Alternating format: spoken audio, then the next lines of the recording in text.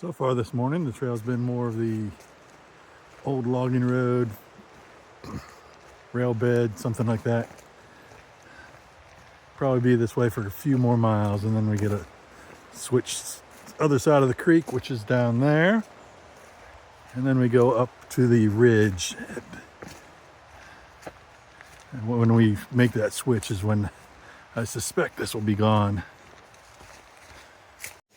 Stopping for a quick break this morning at 10:04. However, my phone says it's like 8:44, so I don't know why that's off. It's not even off by the right hour.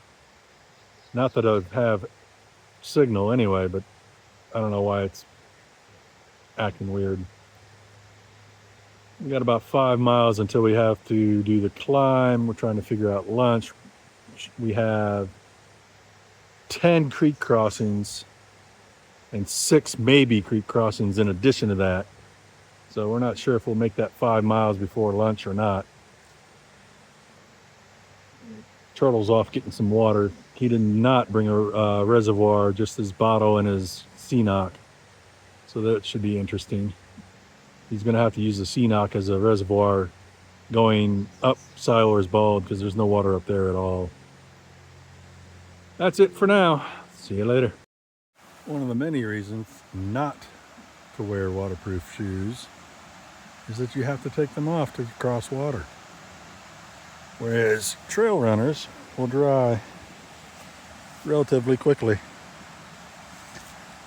So with 10 crossings, this is going to take all day long.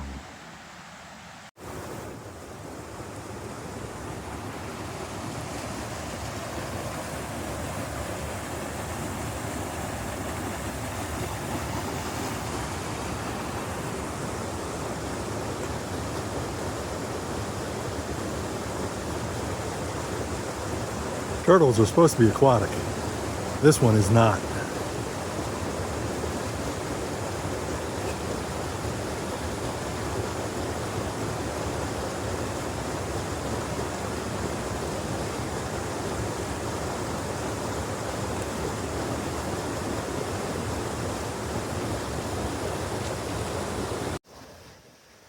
We missed the turn on the trail somewhere, so we ended up at a waterfall instead. At least it's a nice waterfall. So this is where the trail splits. Heavy use of air quotes here, because this is not much of a trail, nor is it well maintained, much less marked. I think that is what we got to climb later this afternoon after lunch.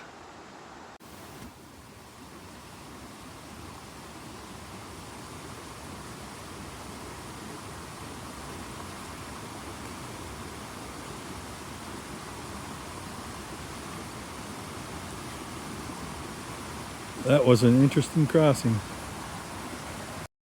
Today's lunch brought to you by Banderita and something or other creations.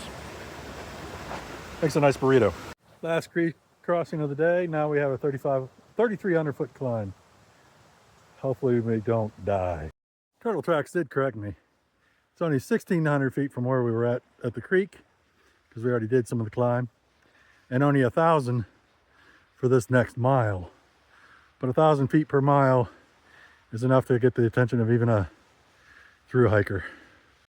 Spots like that is what make the AT fun. There's a tree that came out of the ground, not leaving much room for a trail around it. Can't really tell from the video, but that is all kinds of crumbly, and it's a 4-foot drop to the bottom. Not much, but enough to ruin a day or an ankle. Bear corn. It's neither corn nor do bears eat it. It is a parasite that grows on roots. This is what we call breeze appreciation. You get to a point and there's a wind coming up out of the valley. You got to stop and appreciate it.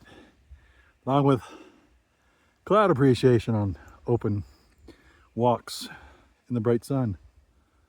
These are blackberry flowers. This mountainside is covered in blackberries. I think I heard a bear just a minute ago in the brush. I don't think deer would want to get into all this undergrowth, but a bear after berries Absolutely. Made it to the top of the ridge. Not the peak for the day, but the ridge at least. The last little bit looked like it went through an apple orchard or something. Not sure. There are a lot of old homesteads out here, so that's a possibility. Let's see what the sign says.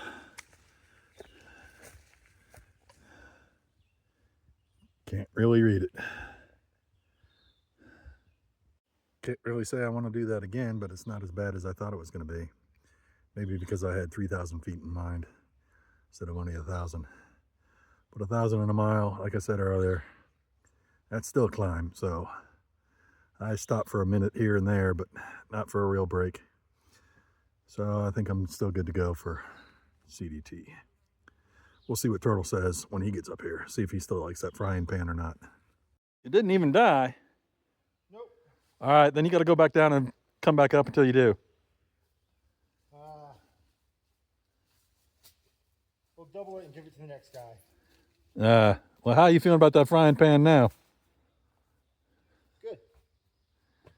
Nut job. Somewhere in here there's a trail. Not sure exactly where, but this is what some of it's been looking like.